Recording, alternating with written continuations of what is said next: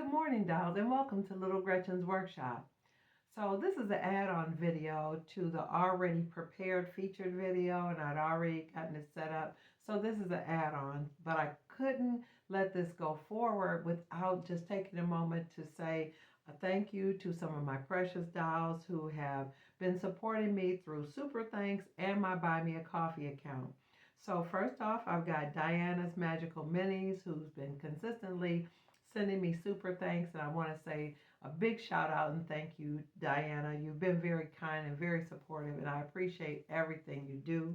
And I also want to say thank you to my Buy Me a Coffee subscribers.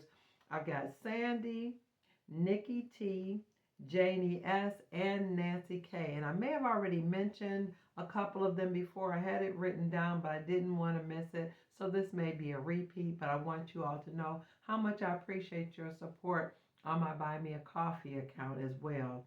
Now, the other big announcement, like I said, I couldn't let this video go out without mentioning the Ann Arbor Dollhouse and Miniature Show is this weekend, Mother's Day weekend 2026. It's at the Wyndham Garden Hotel at 2900 Jackson Avenue in Ann Arbor, Michigan. That's May 8th and 9th, and that's Friday, the May 8th, and Saturday, May 9th. Now, it's Friday, it's from 4 to 8, and on Saturday, it's from 9 to 3. Now, I'm going to be there on Saturday. I'm going to be there sometime between 9 and 3. I may be there the whole time. And the last couple of years, I've met so many of my dolls at the show. So if you see me or hear me talking, don't hesitate to come say hi. If possible, if you'd like to, we could take a picture or something together. But I sure would like to meet you, dolls. It's so exciting to meet dolls that have been watching me on the channel and just got to get a moment to chat with you. And also make sure you let them know at the registration desk that you found out about the Ann Arbor Miniature Show by watching Little Gretchen's workshop. So I'm really excited about going. I'm really excited about being there. I'm going to be shopping. I'm not going to be selling or anything. And those of you all who know, I've opened an eBay store under Little Gretchen's workshop. So check that out when you get an opportunity.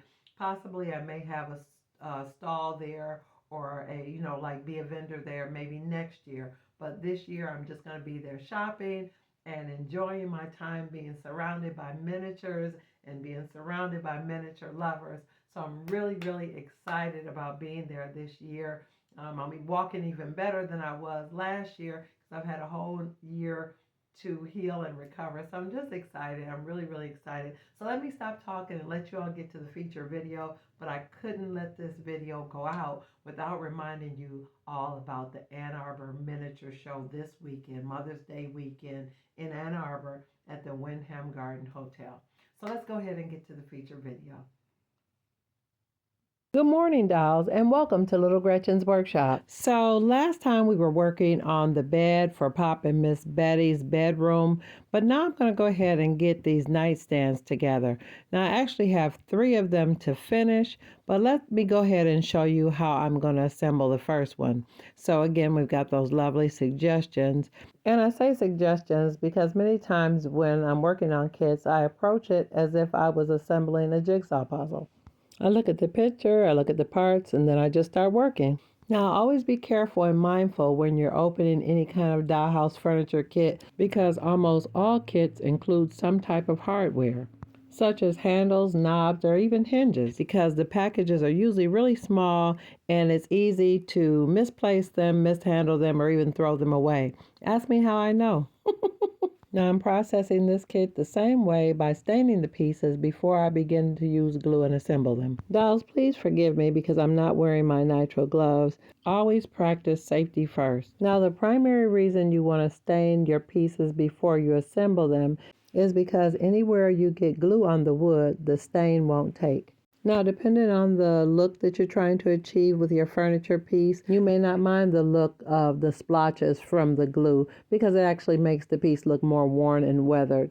But if that's not the look you're going for, definitely stain your wood first. And I would also recommend that you allow the pieces to dry overnight to allow the stain to absorb into the wood, because after the stain settles, you may need to add a second coat. And natural wood stain is oily and it can hinder the glue from bonding. So let's take another peek at our lovely suggestions.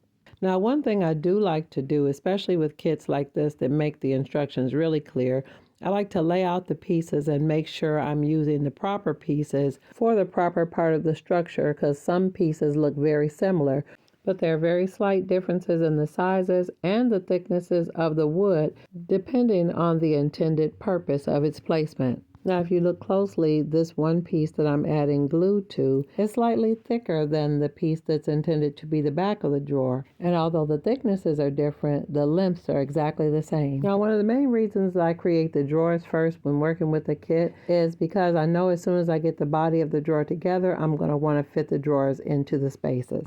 But if you ever decide to do furniture from scratch, I would strongly suggest that you do the drawers last.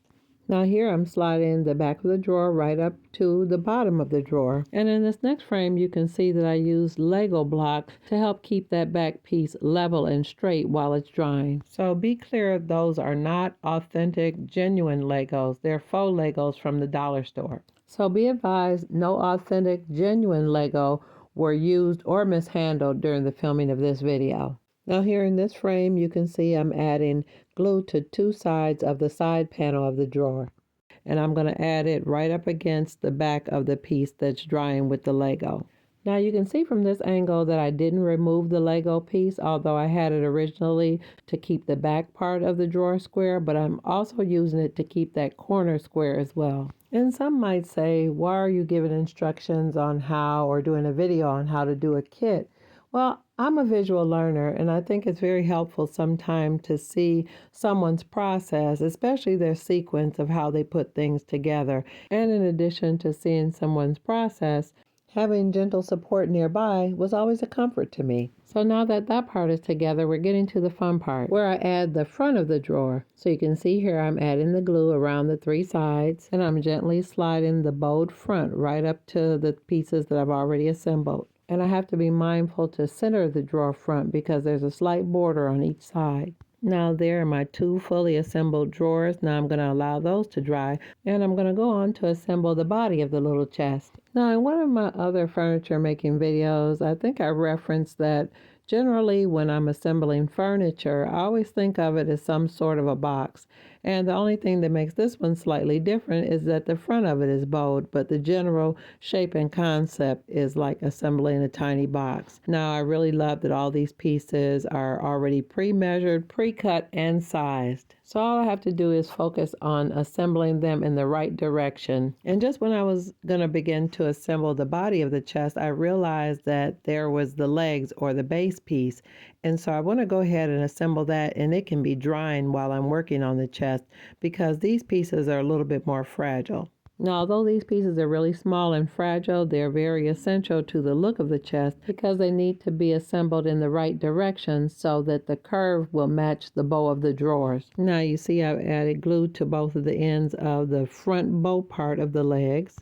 Now, although I've already added the glue, I'm going to assemble it upside down. This way it'll ensure that the base piece with the legs dries flat, and that'll help ensure that it's actually level when it's completely dry, so it'll be easy to add the body of the chest. So let me gather these last few pieces and put them together.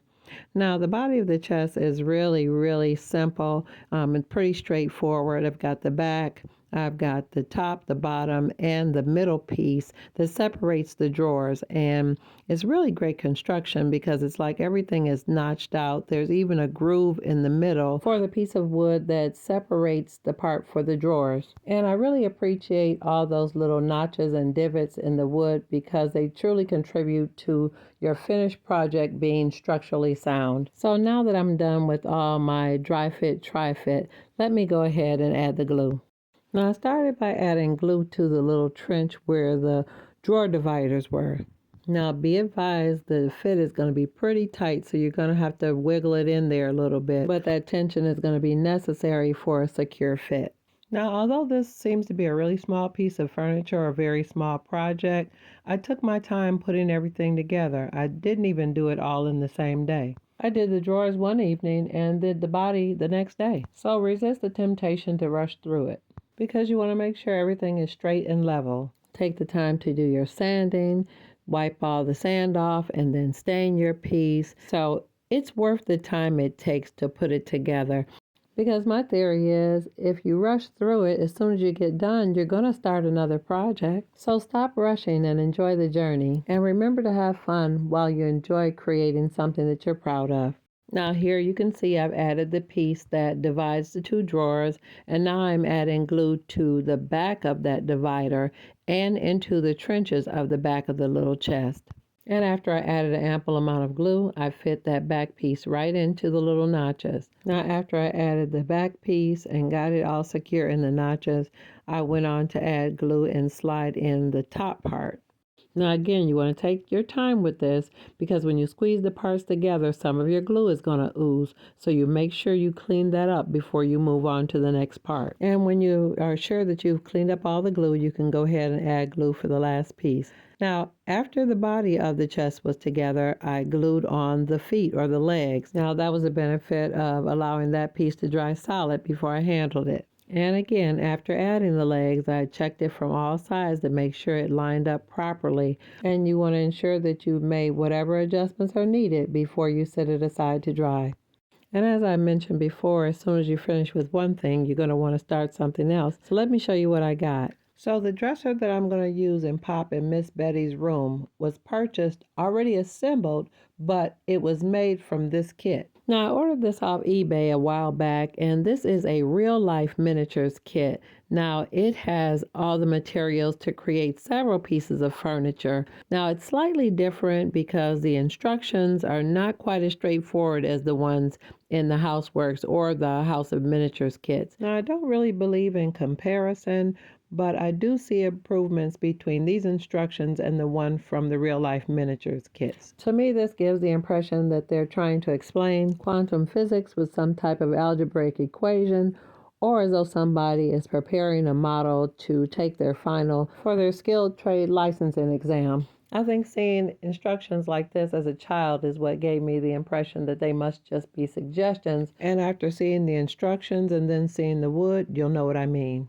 Now here's the wood, and it's all scored, but you have to pop it out of the spaces and identify all the pieces. Now here's the hardware and some very specific pieces of wood, so I'll set those aside till later. And although I'm super excited about assembling a couple of the pieces of furniture in the real life miniature kit, I'm very grateful for HOUSEWORKS and House of Miniatures for the simplicity of their suggestions, the finely milled wood, and the straightforward design.